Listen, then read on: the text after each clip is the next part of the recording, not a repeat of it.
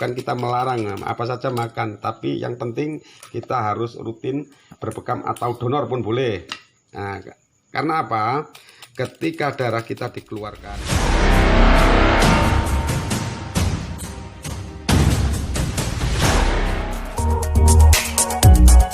kesempatan malam hari ini ya, ini bersama Kang Yusuf dari Mojokerto, ketemu di rumah teman. Kesempatan malam hari ini terus penasaran minta bekam, rasanya bekam piye, tapi ini bekamnya bekam capek-capek saja, bukan ada keluhan yang kronis, penyakit kronis gak ada, cuman asam lambung agak sedikit naik ya. Nanti biar dirasakan bagaimana sebelum dibekam, rasa badannya itu yang capek-capek hilang atau enggak, nanti bisa dibuktikan setelah di akhir pembekaman ya. Untuk teman-teman jangan malu-malu nih ketemu Bung Samsul ya, langsung saja minta bekam di mana-mana tempat, wis nggak masalah. Gratis Bang ya? Gratis. Ya, untuk teman-teman kan gratis. Gratis juga pasti ya. Itu lah wis anu apa jenengane, lek rasa penak biasa kan maring terus Tuman. ketok tular. Nah, dari ketok tular itulah. Oke, Pak. Nah, jangan khawatir, satu jarum adalah satu orang. Kadang-kadang orang bertanya ya, jangan-jangan jarumnya nggak diganti. Ini adalah SOP, standar operasional praktek. Jadi satu jarum untuk satu orang ya. Jadi aman.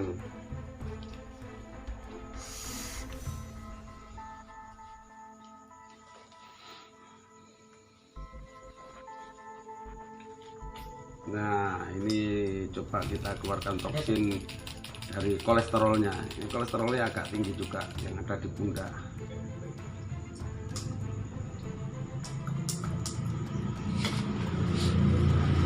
Menurut lampu nih kan.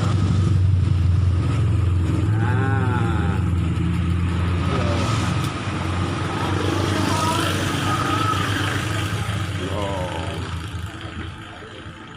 hitam ini adalah dia pertanda kolesterolnya tinggi ya, kolesterol tinggi.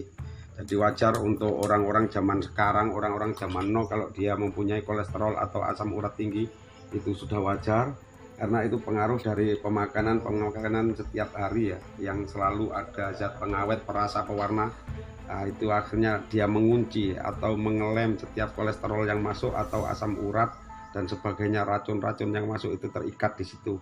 Makanya kita harus waspada apabila ada gejala di tubuh itu tidak enak atau lelah, capek, susah tidur, itu artinya ada kolesterol di situ dan harus dibantu dikeluarkan dengan cara berbekam. Dan perlu Anda tahu, bekam adalah sebuah pengobatan sunnah Rasul yang sering dilakukan oleh Rasulullah ya.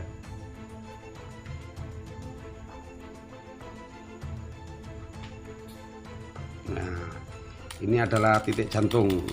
Ternyata titik jantungnya aman, tidak ada tanda bercak hitam atau yang lain. Dan paru-paru juga aman. Kang Bekam, Ya. boleh saya komen ya? Nah, boleh. Jujur aja, sebenarnya yang sering saya rasakan tuh keluhannya itu dilikat. Belikat. Ya, Nah, belikat itu kayak apa ya? berat, Kemeng gitu loh, kemeng, kalau saya bilang keju. kemeng. Nah, itu tadi yang saya katakan adalah gangguan dari kolesterol. Nanti bisa sampean kalau sudah selesai, dicoba rasakan mana yang kurang enak, itu diambil lagi nanti. Saya tanya lagi Bang ya. Boleh. Saya sering pijet ya Bang ya. Artinya pijet itu untuk melenturkan otot-otot ya. Betul. Tapi akhirnya itu berkecanduan. Paling enggak itu 2 minggu sekali maksimal, 2 minggu sekali pasti pijet. Oke. Kalau nggak gitu nggak kuat. Nah itu menurut Bang Bekam itu gimana itu? Jadi kalau pijet itu gini, kalau pijet itu sifatnya adalah mencairkan darah yang beku, kan? Jadi darah yang beku yang berhenti ditekan, dioyok atau diapakan yang namanya dipijet, itu dia jadi cair dan bisa jalan.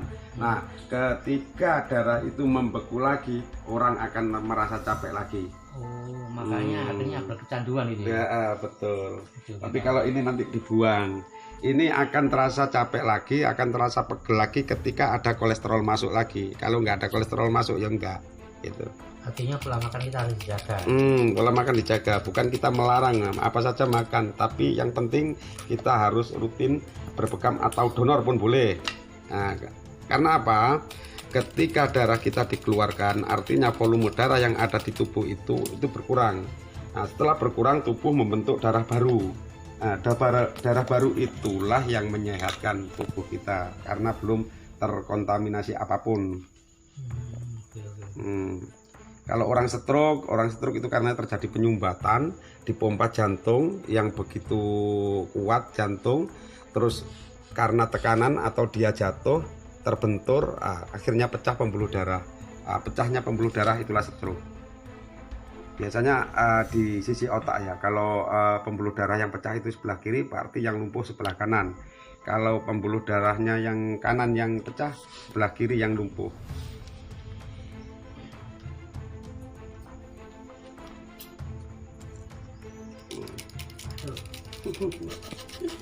Kaget. Kayak setrum, Bang. Setrum. Padahal jarum nih ya. Tapi rasanya kayak setrum. Kalau orang hamil nggak bisa ya? Orang hamil kita boleh membekam ya antara pundak dan kaki atau tangan. Kalau punggung nggak boleh. Yang dikhawatirkan kalau kita bekam di punggung, nutrisi yang akan ditransfer ke janin itu ikut terserap atau terhambat. Tapi kalau sisi pundak, leher, tangan, kaki tetap boleh. Misalkan sakit gigi, bengkak kaki, keselio di tangan, itu boleh. Dan perlu diketahui ya, bekam itu adalah untuk segala macam penyakit sesuai dengan pesan malaikat Jibril kepada Rasulullah, muru umatikum fil hijamah likulidain ilal maut. Jadi ingatkan kepada umatmu fil hijamah adalah mengeluarkan darah yang kotor, likulidain biar terhindar dari segala macam penyakit, ilal maut kecuali mati. Makanya bekam itu seharusnya yang paling bagus adalah dilakukan sebelum sakit agar tidak gampang sakit. Nah, itu pencegahan. Kalau sudah sakit, pengobatan ya bisa saja, cuman agak lama, memerlukan waktu yang beberapa kali pertemuan.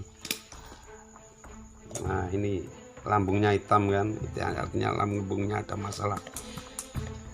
Kalau lambung ada masalah, sedikit masalah, kurangi makan tape, makan pete gede yang mengandung ragi lah, semuanya mengandung ragi, atau minuman yang bersoda itu dikurangi.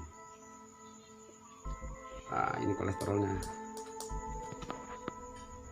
Cuman yang agak parah yang sebelah kiri, kan warnanya beda, hitam. Yang ini agak merah. Masalah keluhan susah tidur itu apa, Bang? Susah tidur itu nanti kolesterol. Sampai tak jamin habis dibekam ini nanti ngantuk terus tidur pagi nggak pakai alarm, mesti kepadangan.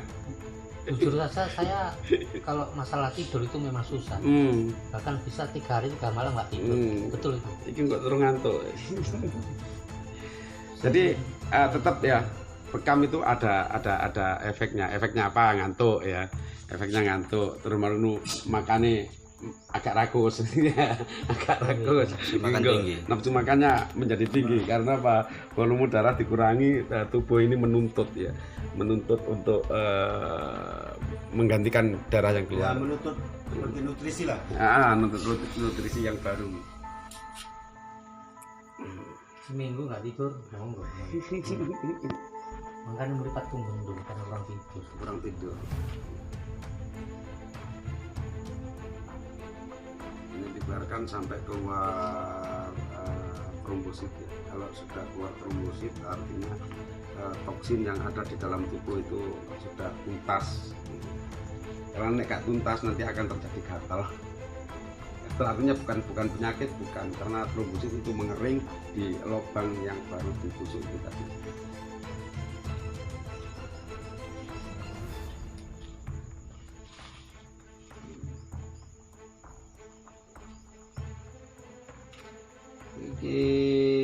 Lek tidur di rumah nggak enak, miring nggak enak, mengkurap nggak enak. Itu tadi, ini nggak bisa tidur ini. Zaman nyantai, zaman fokus, antara kalem, menggerak aja. Sing warna putih-putih ini adalah angin. Angin di dalam tubuh tapi di luar lambung. Makanya kalau orang Jawa dikeroki itu ada betulnya. Setelah dikeroki angin nguap, terus badan ringan. Cuman resikonya kalau dikeroki itu pori-pori ini melebar, jadi mudah masuk angin kembali. Ya masuk akal juga sih. Pori-pori akan membuka. Tapi kalau digosok kayak tadi, ditarik terus digosok, namanya diseluncur tadi, itu juga mengeluarkan angin dulu. Anginnya nanti tubuh akan menjadi ringan. Apa ini ada darah yang berwarna putih kan? Ini Darah apa? pas dengan bekam itu katanya ada darah putihnya. Ada darah putih itu kalau terjadi orang itu kolesterolnya terlalu tinggi atau sudah hampir stroke. Itu ada. Nanti tak tunjukkan, ada foto nih sampai keluar kolesterol yang sudah menggumpal gitu. Ono foto nih, jadi keluar kayak pertulo gitu. Gitu ya. Ada dokumennya ada. Cuman yang ini kan enggak, kolesterol itu cuman kan di ambang tinggi tuh, belum terlalu tinggi ya. Kalau sudah terlalu tinggi di ambang stroke, ini warna bekas bekamannya itu biasanya warnanya ungu kayak kulit terong, darahnya juga ungu. Itu tinggal nunggu hari saja pasti stroke, nggak dibuang darahnya. Ya, jadi membuang darahnya pun macam-macam, terserah mau donor, mau vastu, mau bekam, terserah boleh. Yang penting dikurangi darahnya. Dan itu tidak bisa sekaligus satu kali terus hilang, nggak bisa. Bertahap, kroso diambil, kroso nggak enak diambil, akhirnya terus habis. Continue gitu. Nah, continue betul.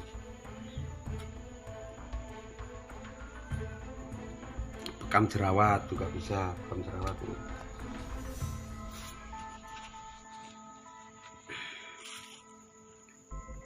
Ada yang dekep ya di bagian lokasi jerawat itu. Lah jerawat itu kita mengikut titik keluhnya ya, mana yang dikeluhkan di situ. Tapi kalau bekam capek kita ambil dari titik meridian, artinya ada titik wajib dan titik sunnah kan itu. Lek titik sunnah kita ambil dari titik keluh, kalau titik wajib itu misalkan jantung diambil di sini ya nggak bisa, kita harus di sini. Itu namanya titik wajib. Paru-paru ya harus di sini, lambung harus di sini ya. Ada titiknya. Kalau masalah ada keluhan kayak gatal-gatal itu gimana? Gatal di titik keluh bisa. Itu termasuk ada darah kotor juga. Darah kotor. Coba Cak Ji itu yang bekam aku kan, Cak Ji Pronto itu. Iya. Alhamdulillah sembuh. Tanggone